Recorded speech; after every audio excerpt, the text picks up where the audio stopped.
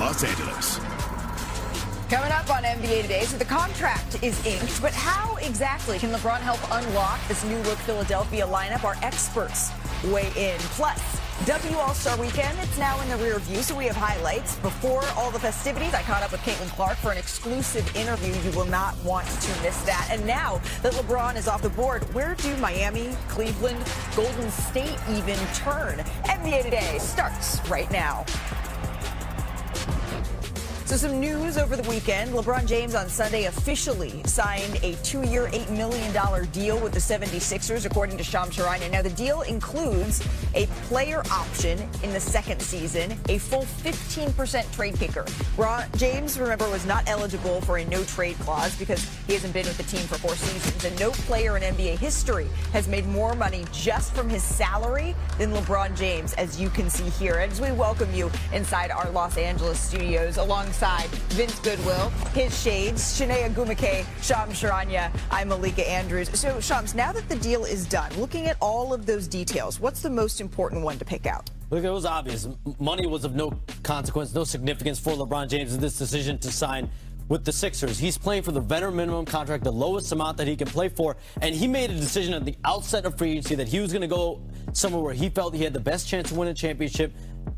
No damn the money. It didn't matter what it came with. And he spoke to a few people importantly. Jaylen Brown spoke to Rich Paul, his agent, but Tyrese Maxey, Joel Embiid, and Nick Nurse all spoke to LeBron James during the process to recruit him, to get him on board with this. And Nick Nurse was the only coach, my understanding was, that spoke to LeBron James during the process. That was very pivotal.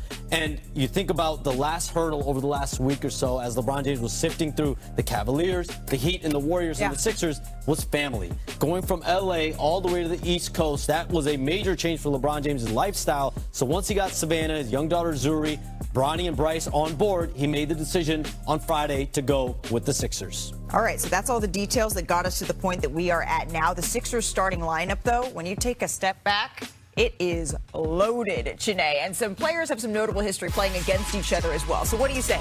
Let's go back. Why don't we start in 2025? Because remember, that is when Tyrese Maxey outdueled LeBron in a back-and-forth battle, powering Philadelphia to a 118-104 win. Maxey saved his best for the King. He dropped 43 points. He outscored LeBron's 31. After the game, here's what Maxey had to say about LeBron's work ethic. He's just like a big brother to me, you know, same agent.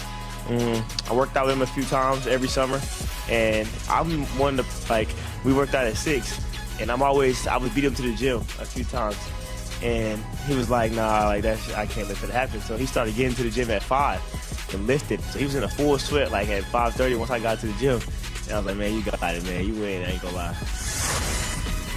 So from rivals to teammates, Jaylen Brown and LeBron James, of course, they squared off one last time in that Celtics-Lakers rivalry just a few months back ago in February. That's when Brown led Boston to a 22-point win over LA. He contributed a game-high 32 points. And then after the game, remember, LeBron James, he turned a lot of heads with that high praise he had for Jaylen's MVP candidacy.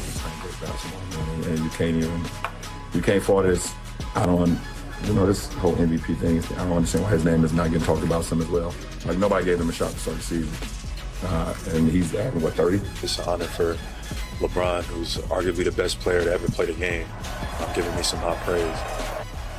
So that's how they've squared against each other. Now they're all teammates. And I think, Sinead, one of the most intriguing aspects, right, of this new 76ers team is how the ball is going to be shared. Because you have so many players that are so accustomed to having the ball in their hands and really high usage rates if you look at it. Because it's worth noting that among the 56 players to average at least 60 touches in the last 30 games played last season, none of Philly's projected started 5. They rank in the top 15 when we're talking about touch length here. So that maybe suggests more of a healthy balance than the eye test is saying. I'm curious your thoughts, but Shams, do we have an understanding of how exactly Philadelphia plans to use LeBron?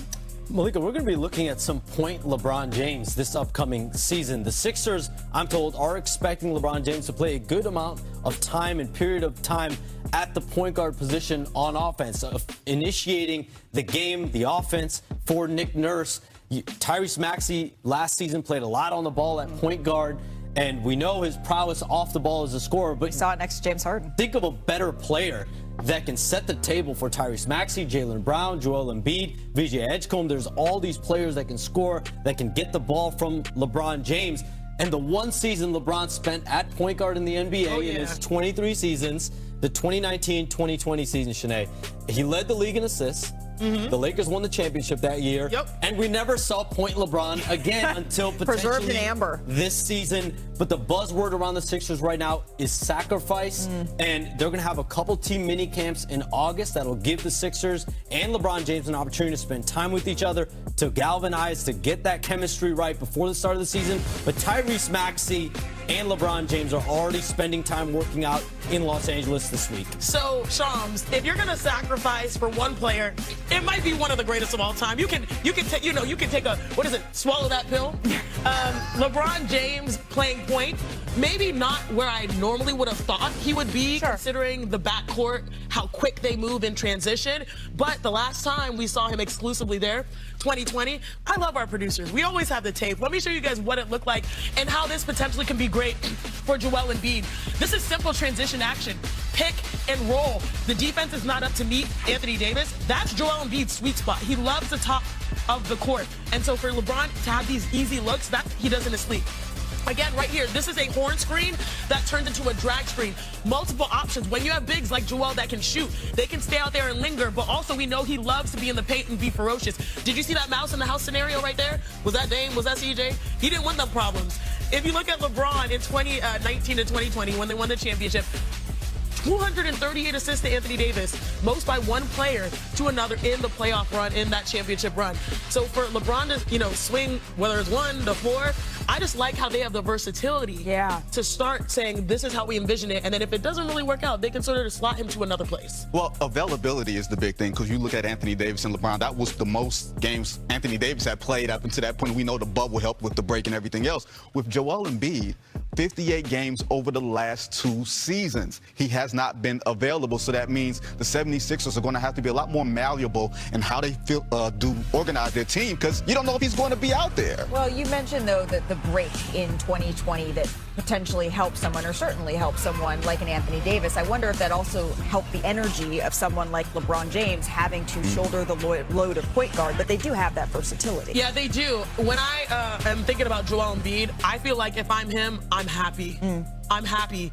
I know he's been an MVP, and we all know his full potential, but at this point, it's about getting him available for the games that matter the most. This process in Philly has been excruciating long. It's become a tagline. It's been so long. Exactly. And if I'm playing alongside Jaylen Brown, LeBron James, Tyrese Maxey, VJ Edgecombe, you already dubbed Tyrese Maxey the franchise, like handing the keys over there. This is a perfect scenario where, and I don't like saying the 2 words that